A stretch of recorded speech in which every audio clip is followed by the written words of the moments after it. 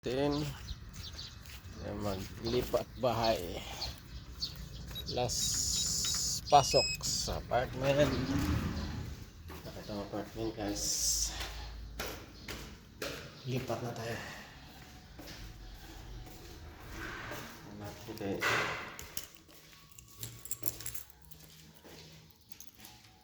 Ganito magkuhan sa Korea guys, maglipat. Kung ilipat ka, kailangan linisin mo yung bahay mo. Ito na guys, check-upin natin kung okay na ba. Okay na, rip, linis na. Uy, hindi talaga mawala yung mga ipis dito. Malinis. Ito, linis na. Okay na. Malinis na rin. Dito, malinis na. Walang naiwan. So, may mga dollars dito. Kailangan maglinis tayo guys, kasi pag hindi natin linisin, magbabayad tayo. Okay na, linis na. At wala na. CR. Ito talagang pinagawa. Wala na. Puting-puti. Parang nilabhan ng tide. Dito, linis na rin. Wala na natira.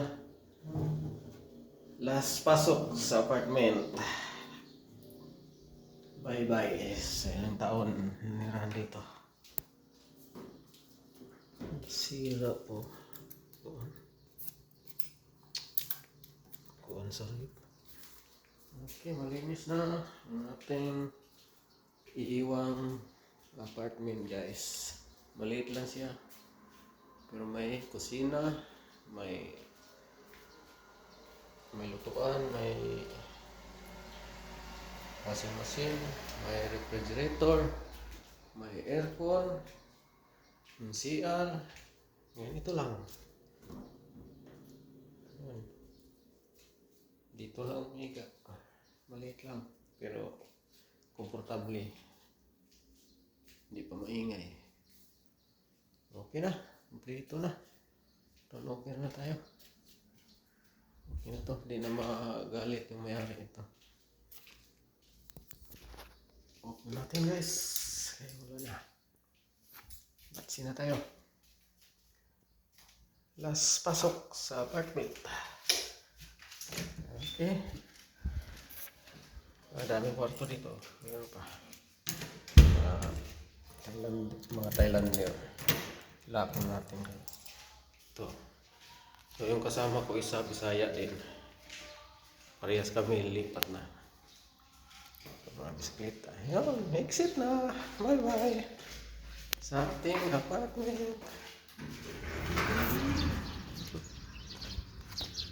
Sasiyo. Para tayo. Ito ang apartment guys.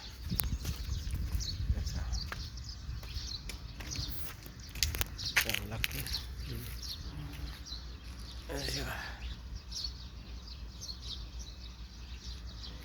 Bye bye na.